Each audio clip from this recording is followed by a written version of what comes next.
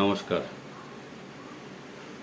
আমি সমর রায়, পশ্চিমবঙ্গ সমবায় কর্মচারী সমিতির উত্তর চব্বিশ পরগনা জেলার সম্পাদক।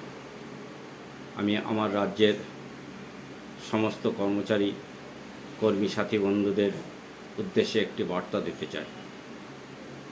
আগামী 27 এবং 28 জুলাই দক্ষিণ চব্বিশ পরগনা জেলার বকখালিতে পশ্চিমবঙ্গ সমবায় কর্মচারী সমিতির প্রথম রাজ্য সম্মেলন হতে চলেছে। উক্ত সম্মেলনে প্রধান বক্তা হিসেবে উপস্থিত থাকবেন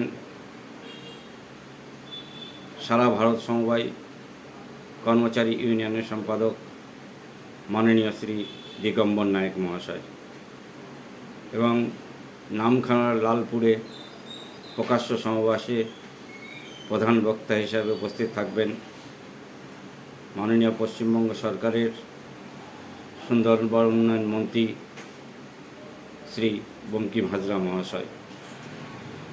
উক্ত সম্মেলনকে সফল করতে এবং আমাদের দীর্ঘ দাওয়া মাননীয় রাজ্য সরকারের কাছে পৌঁছে দিতে আপনাদের উপস্থিতি এবং সহযোগিতা একান্তভাবে কামনা করি।